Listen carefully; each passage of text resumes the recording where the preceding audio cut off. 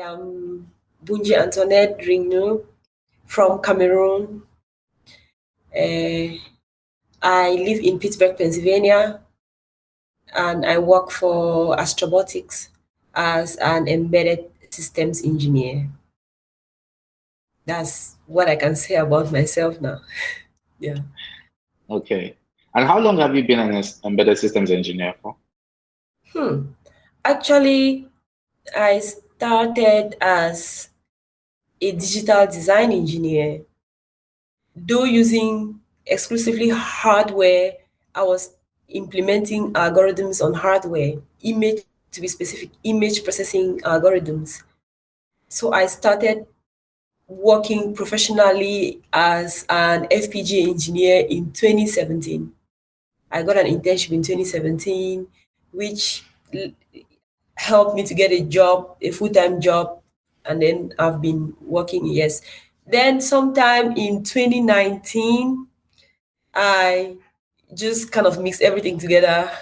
Yeah, so now I do from the hardware, I do the hardware, I do algorithm acceleration, I do the embedded part, I do Linux, I just mix everything now. Yeah. Okay, so that's interesting. What schools did you attend? I attended the University of Boya, Cameroon. I think I was the first batch actually of the Faculty of Engineering and Technology. And I specialized in electronics and telecommunications. Then after my graduation, or upon my graduation in 2014, I applied for opportunities. Then I got the Turkish government scholarship. I was supposed to study wireless communication at the University of Kocaeli in Turkey. Then I arrived there and I was like, and one of my friends I overheard people talking about FPGAs. I was like, oh my God, I used to like FPGAs. So I switched, kind of took everything embedded related.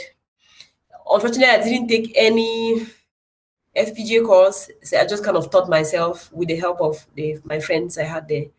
And I finished my master's in January 2019 and started my PhD, though I don't know when I'll ever finish that.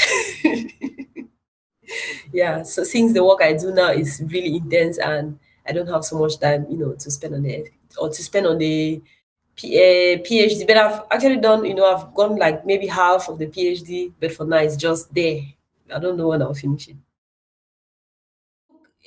Because the problem with doing electronics engineering back home is always we don't have access to the devices. And 2010, that there was not really so much out there like that. Even if there were videos on the YouTube space, but where was the data? You have to go to cyber cafe. So we had very little information. And I loved the course digital electronics. I did digital electronics 1 and 2. 1 was painful, but 2 I was very exciting. I loved it. Then digital electronics practicals, I was introduced to VHDL, the coding language. Is a hardware description language that you use to accelerate algorithms on chip. Mind blowing. So I saw the electronics I used to design from transistors.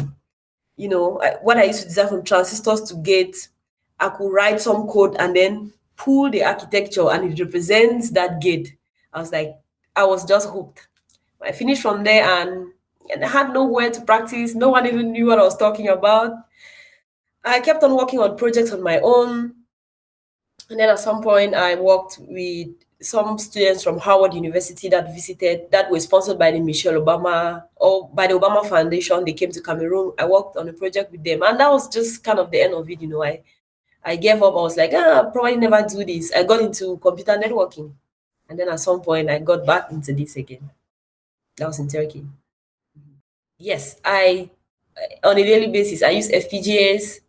Okay. And yes, I use FPGAs mainly for, what I've always done, which is accelerating algorithms, implementing robotics algorithms, image processing algorithms on FPGAs. I still do other things on FPGAs. I implement protocols on FPGAs. Something like an exciting project I worked on in 2017 was implementing the Ethernet protocol on chip. Like you break down the protocol, go through the documentation, kind of translate that into hardware code. So I do that too. I do a couple of protocols. And I do many other things, but my main task is always imaging on FPGAs and accelerating algorithms for both imaging, traditional image processing, computer vision on FPGAs. Yeah. Okay, great. So tell me, for someone who's seated in Cameroon, in Central Africa, West Africa, Mhm. who's watching you talk right now Mhm. and thinking, hey, I'd love to do what Antoinette is doing. Yes. What's the path like? How can they get started? First of all, you have to join a community. You cannot do it on your own. You look for a community because, I mean, the good thing now is we have access to the internet, right? And there are so many communities out there. Africans are really getting into it. Join a community or get in contact with people that are doing what you want to do. That's the first thing.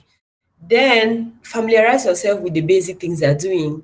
You have to learn how to get your hands dirty. If you have to be an embedded systems engineer, you have to try things. You have to buy. I mean, now they're even cheap, like $2, $3. You can find basic electronic embedded devices. Try it. Even basic programs like how to switch on a LED, switch it off, connect to some of these, you have to try those things. And you have to get a mentor. Very, very important. You have to get someone that understands what they. I mean, my mentor is not an FPGA engineer, he's a teacher. You have to get someone who understands your passion and can fuel you, give you all the advice you need to advance to the next stage. Yeah. And if you think the education you've had is not sufficient, you can always take certifications online. Now you don't even have to get a degree again. You can get Udemy has all the courses. If you want to get into FPGAs are more expensive than I think that you can find the cheapest FPGAs, at least of Xilinx, like $100 and something. They are not cheap. However, there are so many platforms out there that they give FPGAs to people who are passionate. There's a program called the Xilinx University Program that they give funding and they give boards to people who are passionate and want to implement technologies. But you won't know these things if you don't join the community. Yeah, so join the community, talk to people. You have to be very intentional. Don't And if you get a mentor, please do try to be serious, because some people hit you up like one day and then go like for 6 months and then they come like, hey, what? No. If you really want to be an embedded system engineer, you have to be intentional. You cannot look at it cheap for one day, then go away for 6 months and come back and look at it. No, you have to dedicate, time. You have to be very consistent if you want to get into the field. Yeah. So those are just a couple of things I will advise any young person who is interested. And you can always get to me if you're interested. I'm always ready to help anyone, especially from Africa, who is interested in doing what I do. Yeah.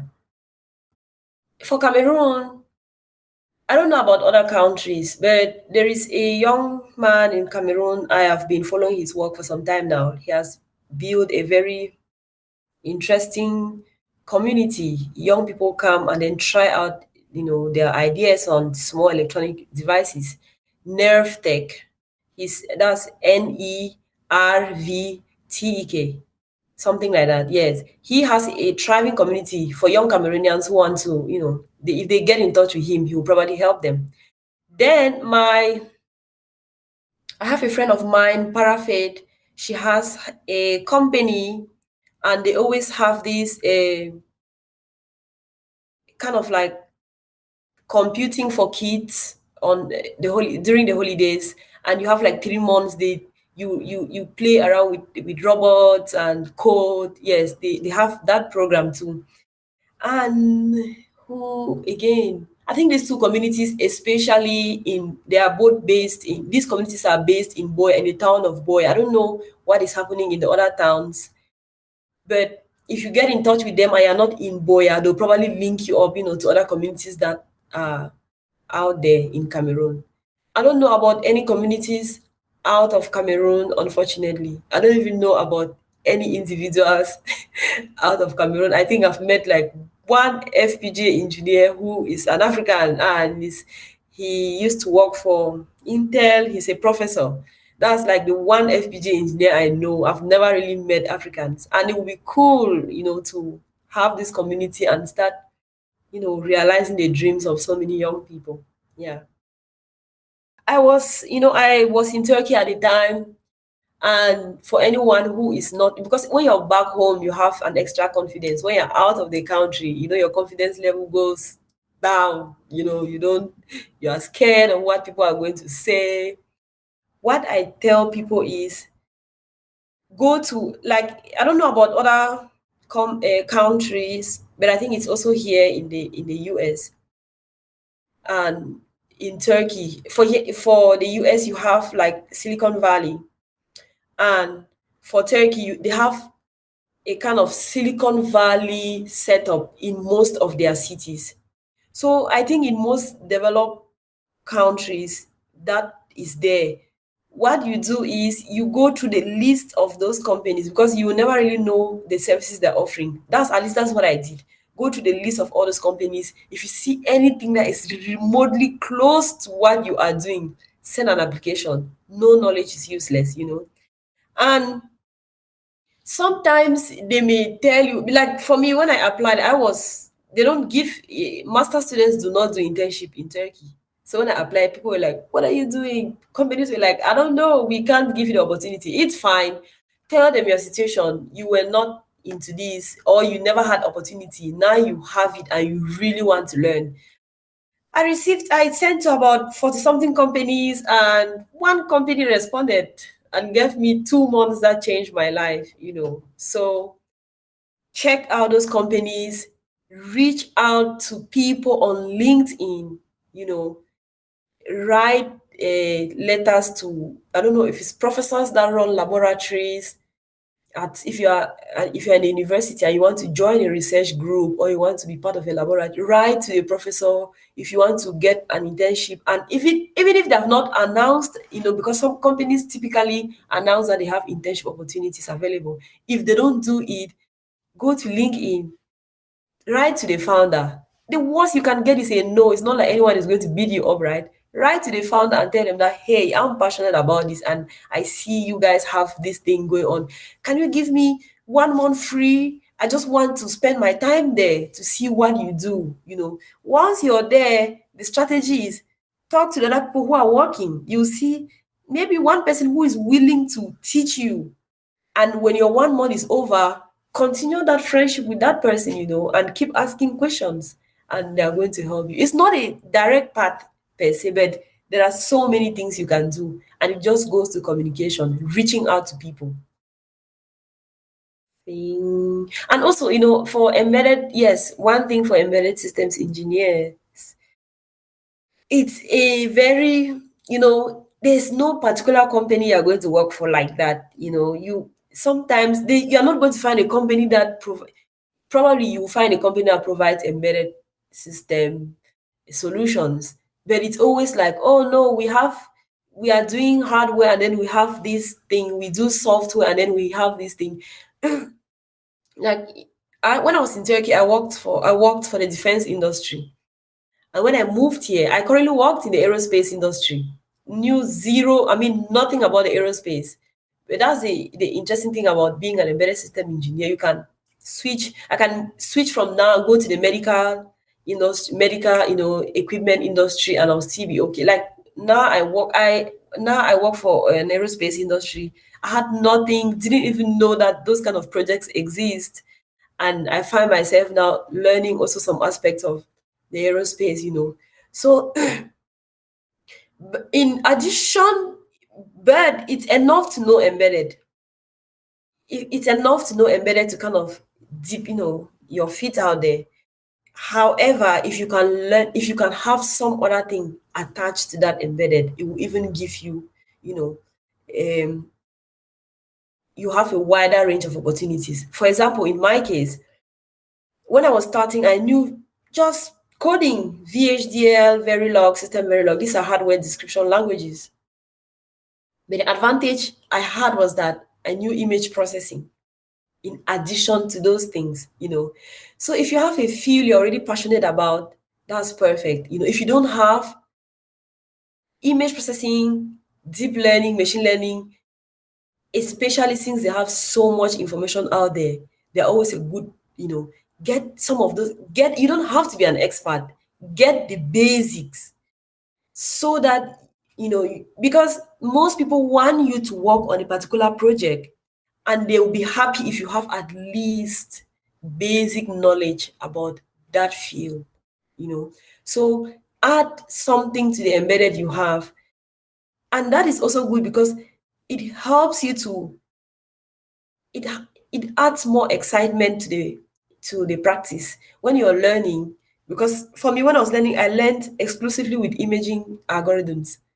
So when you're learning, you can decide that, okay, maybe I'm into IoT, then you start picking sensors about IoT and then developing in that. You don't just go around and, because there are so many things out there, you can easily get lost. Identify one field, pick sensors in that field. Of course, you can always transition to another field, but this makes the learning less hectic and more exciting. I did mostly with imaging and cameras. Till this very day, I work only with cameras. I interface cameras, do algorithms for cameras and things like that. But it helped shape my path. I wasn't just wandering out there. Now when I go, of course I can still work for other industries like IoT, but now I have my industry that I'm part of, and I can always go out if I want to. But I have where I know I belong. Yeah, it's good. It's very good when you add something to the embedded, or when you decide to practice embedded in a particular field. A field that is becoming very popular now is embedded in agriculture. I'm seeing some projects out there which are really cool. You can pick something like that, and especially for us as Africans, agriculture is a huge thing for us. If you pick embedded for agriculture, it's even more exciting. You can easily get grants. You can easily get, because people are excited out here. People are into aerospace, defense, home security. Many people don't have farms, but people are excited to see what you would do with that in your own local environment. Yeah, so pick a field and add to the embedded. It makes it, more exciting and less difficult to learn. Yeah, that's the last thing I'll, say.